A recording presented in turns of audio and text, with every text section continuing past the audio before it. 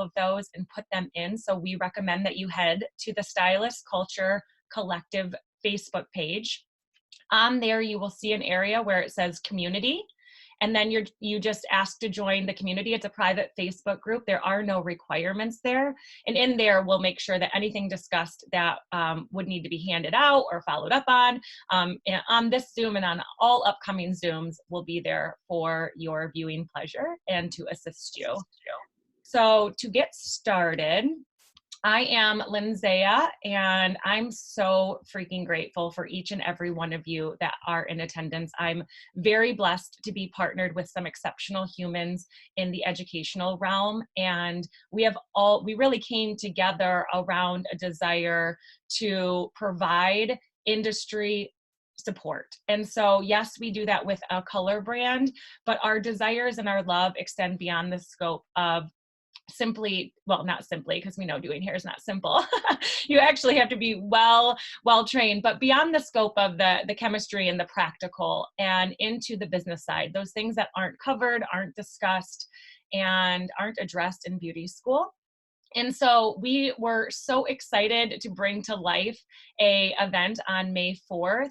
And I know that a vast majority of you had already RSVP'd. Also, side note, if you purchased, for all of those people who have purchased tickets, whether you're watching this live or getting following up on the recording, all purchase tickets will be refunded. And we will note when we are going to go live again. So we are postponing the event. We aren't canceling, but we have come together and decided to pivot so that we can bring you all of this information in which we feel it's more needed now than ever with the unexpected circumstances of COVID-19 and what we just learned yesterday with the extension of the stay home guidelines. So we know that our partners in the beauty profession are out of work. Our salon owners, our independents, our freelancers, it doesn't matter. Social contact is the heartbeat of what we do as professionals. And the reality is that we have to pivot. We have to find ways in which we can optimize this time. And we all believe as leaders, and I'll let each leader share with you what they were excited to bring to the forefront, but we as leaders know that the information around business is exactly what we can pour into right now and how we can refine and prepare for our comeback. So without further ado, I want to introduce some of my peers who I'm just beyond grateful that they have come into my life and also find all this kind of information exciting. And as they share with you what they were most excited to bring to the forefront, you'll get a little taste of what it is that we were going to do live in May. And then we'll finish up this Zoom with telling you exactly what our plan is moving forward and how you can take part and how we're bringing the information that was going to be in one event and really making it a much larger amount of info that we're going to be able to disseminate because of the fact that we're not doing it in a time block of 10 to 4 p.m., but rather now we'll be doing it over a much longer amount of time. So we'll be able to dig deeper into these resources. And we also invite you to connect with us. If there's something that you think could help your peers, something that's working for you professionally, an industry professional who has really up-leveled your game or helped you have some clarity, please bring that to us. We want to put these people in front of our people. That is our whole objective. So let's start with Drew. Would you please just share briefly who you are and what you were so excited to do in May? Good morning, everyone. So nice to see everyone. And I'll just start by saying I'm grateful for having a reason to get dressed today. I didn't realize what sweatpants were until recently. And so today's like the first day in 3 weeks I've worn a shirt and did my hair. So thank you all for getting me out of, the slum and back into hairdresser mode. So the one thing that I was really excited about for the event was really to go over the things that we don't learn in beauty school, such as insurance, longevity, things like posture, working behind the chair, and just being able to, at the end, part of my contribution to that was being on a panel to talk about salon ownership. I own a salon that my co-owner Becky and I, we're self-employed, but we have employees, and so we're kind of a mix of, there's Becky and I as the self-employed owners, but then we also have W-2 employees who are, at least during this time, able to collect unemployment and so forth. So part of being on this panel discussion was really talking about how my salon concept may differ from some others, and kind of like getting some feedback, not to pinpoint what's better, what's not better about certain types of salons and organizations, but really about how different salons in the industry create our salon community, because there are a lot of self-employed hairdressers, and then there are also hairdressers that are employees of the salon. So kind of getting more or less a conversation going about how those differ. And now in this pandemic, we're talking about how that differs in terms of how we're able to compensate employees versus independent contractors and so forth. It's a really interesting time just to get some information. But the one thing that really made SCC so important for me, this stylist collective culture, was just the information that you don't receive on your finances, again, posture, things to just know while working managed hair, retaining clientele, marketing, which is huge. I will admit, I'm not old by any means, but I'm also not from a generation where every single thing is on the phone. And so having to retrain my brain to be like, oh, that client looks really great, I have to actually take a picture of her, and really why that's important. And just having those conversations, because we're only as strong as our community, and the information that we can share and really hone in on is just going to build our own personal books, whether you are a W-2 employee, a 1099, self-employed, whatever. It's just information that's valuable for really everyone across the board in this industry, and just what you can take from it, just take and go with. Awesome. Thank you so much. And yes, I was excited for the panel, and we, a little teaser is that we're still going to have some iteration of that coming up. So Mariah, would you please, as one of the co-hosts, will you please jump on and share what you were excited about? And obviously then we'll bring to life what that will look like and how we're still going to accomplish so many of our dreams. Yes, absolutely. Well, first off, hi guys, I'm Mariah, for those of you that don't know me or have never seen me before. I think it goes without saying that I was most excited to just be in the room with everybody, because I just love being around people constantly. So that was the biggest thing that I was most excited for. But in addition to that, I loved the bringing together of professionals that weren't necessarily in our business, but have information that is critical to the health and success of each one of us in our business. I've been in the industry for about 12 years now. I started in high school is when I went to beauty school, and I noticed that along the way there were just some long held beliefs that we were just kind of like holding on to. And this is not to knock any previous hairdressers before me or belief systems before me, but I had a lot of questions about, well, why do we have to work and like break our backs and we can't do it healthily? Or why do we not have insurance? Or why do we not, run businesses in this way like so many other successful businesses do? Where it seemed like there was a little bit of a gap. And I was so excited to see a bridging of that gap just to present new information. The question that I ask a lot in my life is why? I have a very curious personality where, questions come up all the time, and I wonder, why is this like this? Why is that like that? My brain is always kind of constructing things. And I was really excited for this event and this opportunity to get some answers to those why questions, to have people that are much more experienced in it than even like I myself or some of the hosts at the event that could share that information. And I'm grateful for the digital space to still be able to bring that to the table. I believe truly that we as an industry, we have an opportunity to do something so beautiful because of the fact that we work so closely with people. We hear it all the time. Oh my gosh, you're like my therapist and so on. people come to us for that, for something, you know, that we are uniquely equipped to give.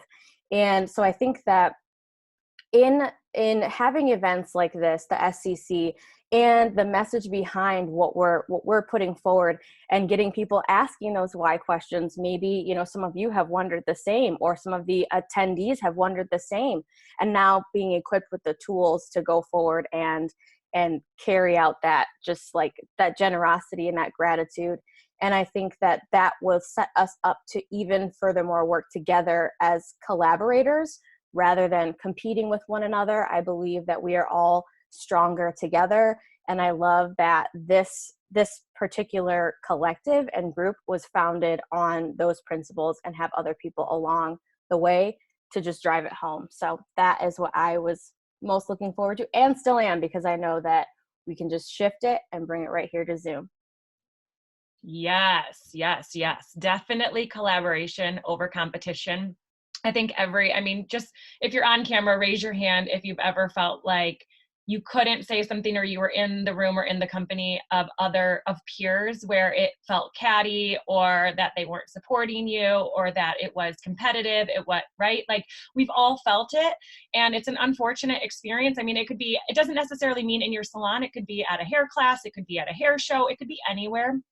But I can't even put into words how much that resonates about truly working collaboratively over competitively, because we do each have our own unique thing that we contribute to this industry, to our clientele, and to the world. And so we are so excited to utilize all the people that we encounter to bring that out in each one of us. And last but surely not least, Kristen, would you please just briefly jump on and share some of what your takeaways were, what you were so excited to be working on, and your story? Yeah. Hey guys, Kristen Sayers, the hair trainer. And I really was excited for this event, mostly for the fact of the networking aspect of it, to really have the industry come together and not feel so competitive. I guess for me, I always taught and traveled out of my area. So I would teach everywhere but Michigan. And now with Cayman, I feel, with the company that I'm with, Cayman, I felt like I was networking with so many people in my area. So then when this whole aspect came about and we started this, I was so excited because then it brought in more people into that group. So we weren't, segregating ourselves between different color lines or different cutting systems, or the fact that your salon is 1 mile down the street from my salon. Why do we have to keep what hairdressers always did in the 80s, the 90s, the 2000s, I don't know what you call that, and the 10s now we can even say. But I just feel like things are changing so drastically. And one of the things that I want to change is how we interact with other hairdressers. There's enough people to go around. Like, you don't have to be competitive. If you have a class, why can't the salon across the street come to it? I have always hated that about our industry. And I really thought that with this new way of how we're going to do things, and how we're not focusing on actually our craft when it comes to our hands and doing clients, it actually comes to our soul and our ability to actually be in this community of what we do for a living and become one. And that just really inspired me. And that's what I want. And that's what I want from this more than anything. Well, not only do you want it, but you're helping bring it to life. So thank you, thank you, thank you. So we're going to briefly share how we are pivoting, because we have gone to work. I think, like many people, it's totally reasonable and to be expected to sink into the emotional impact of something as serious as what we are going through. So if you found yourself what I call shell-shocked, which, is like when a grenade goes off and you kind of can't find your bearings and you don't know where you are, that is totally acceptable and to be expected, to be honest. Some people, the moment the grenade goes off, they like are get right to work, and kudos, that is another very normal and acceptable response. So there's no wrong way to respond to something, especially something we've never gone through before. So, but what we were able to do as a leadership team was take the appropriate time to digest what we needed to digest. And then we got to work to figure out how can we pivot and make this still come to life for all the people who we have, proclaimed that were our deepest desire, that were the part of our why, which is getting this information out into our peers, out to the people we love the most, and connecting and networking with new people who are going to bring things into our lives and into our experience and into our knowing that we never would have had the ability to have had we not met them, or had we not been introduced, or had we not learned their lesson. So we're not a set of founders and leaders who believe that we have all the answers, yet rather we are super curious. We're constant learners. We strive, and which is exactly how we ended up in the positions that we're in. We strive to have a better understanding, and then we have a deep desire to pour that back out into the world. So we came together, and I'm not going to go through all the things I was super excited about, because really, truly, those leaders touched on every single one of them. And I think you'll be able to tell by how we're going to pivot that the real desire for May was exactly that, to put this kind of information in front of people. So what we've decided is that we are going to move through a virtual series. They're going to be short episodes. We're going to record them and upload them to YouTube. They're going to be completely free. We've also created the community. So if you haven't already, make sure you make a note to head over to Facebook and go to the Stylist Culture Collective Facebook group. There's a community section. If you're on your cell phone, it's going to be kind of like a banner. And if you're on a computer, it'll be on your left-hand side. And you select community and you add yourself to that group. And that's where we're going to continue to live stream these. We're going to put extra information out. If one of our speakers has a freemium or some kind of PDF or educational resource, we will upload those all there. So you'll want to make sure that you're included. And again, this is a place to meet your peers. Maybe you see that a friend is in the group and they're, around the corner, or you see someone that's at a competing salon, and it's a great way to reach out and say, hey, I see that you're really all about the, collaboration over competition. Would you like to have a coffee? And so this is the way that we can extend the olive branch and really begin this movement within the industry and bring it to fruition. So the way that we will be doing this currently, and now that we have a longer national stay at home, we now do know that we'll be able to continue it further than we had planned. So you will see what we currently have on the docket. We'll get a digital version on all of our social platforms here shortly, but we're going to do a Monday, Wednesday, and Friday. And the timing will be Monday at 10 a.m., Wednesday at noon, and Friday at 3 p.m. or what we're calling happy hour. So if you want to come with a cocktail in hand, if that's your mode on a Friday, by all means do. You can also come with a mimosa on Monday. We don't care. This is a no judgment zone. You don't need to show up with a face full of makeup. You don't need to have your hair done, but every single one of those episodes, we're going to be bringing to life one of the speakers we had planned, or having a panel discussion topic. And so again, we're asking all of our community members, if there is someone that if there is something that if there's a way in which you can help, or how to connect us to someone who can, please don't hesitate. This is truly a community effort.